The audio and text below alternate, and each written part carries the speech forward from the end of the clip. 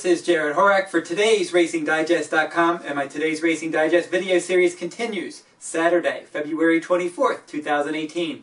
We're going to go over to Gulfstream Park. We're going to do their 12th race, the Grade 3 Hal's Hope.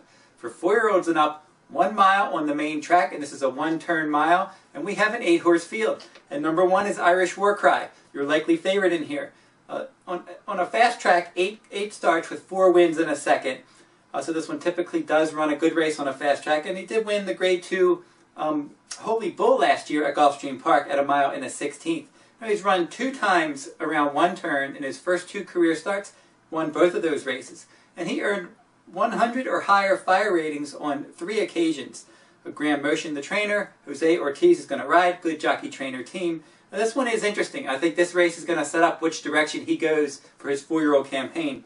If he runs very well in this spot, look for him to show up in a race like the Met Mile. If he runs out of ground here, he'll probably run in longer handicap races later this year. Now, some other horses that had good 3-year-old campaigns on the Derby Trail, they turned 4 and they won races such as the Met Mile. Shackelford was one, a Preakness winner that won the Met Mile. More Spirit, Honor Code.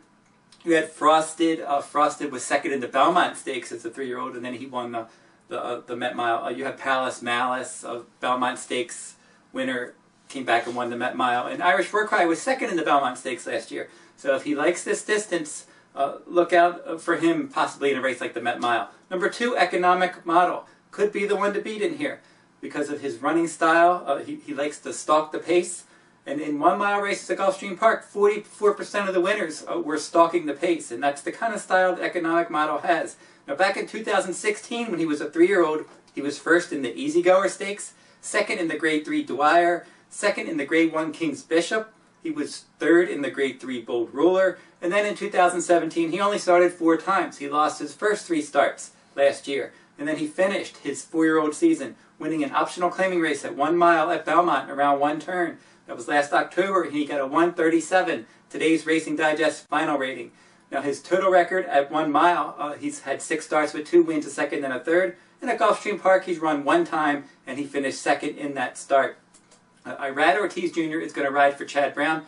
A good combination. Chad Brown, an excellent layoff trainer. He's got a good post position and the right running style. Number 3, Conquest Big E will probably show speed. He did lose his last 4 graded starts, but he did finish second last time, getting a 146 final rating in a similar Grade 3 spot at Gulfstream. He does like the 1 mile distance. In 8 starts, he's finished first or second in 5 of those 8 starts, and he's won a couple times at Gulfstream Park. Way back when he was a 3-year-old, he was on my Derby contender list. Never panned that as a Derby horse, but he's a decent horse at 1 mile. Tower of Texas is number 4.